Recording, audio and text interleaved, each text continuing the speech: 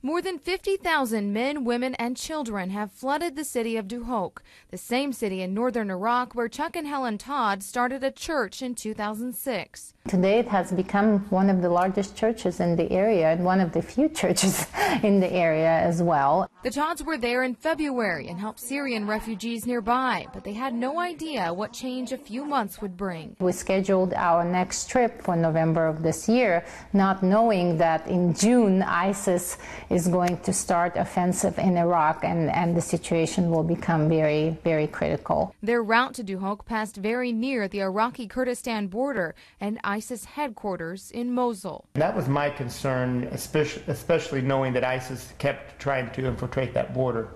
And especially knowing that ISIS is very interested in taking American hostages. In Duhok, refugee camps have formed, some in unfinished buildings, others in tents provided by the British government.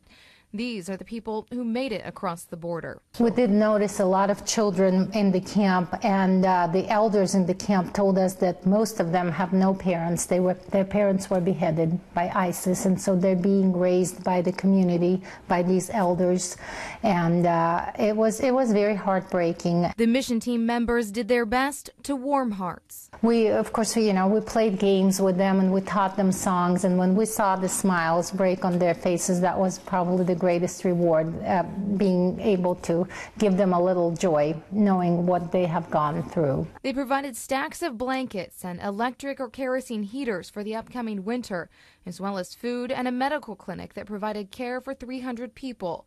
The Todds say they'll go back, God willing. Well, you see the need there, and we have a connection with the people. We've been there for a long time. In Branson West, Linda Russell, KY3 News.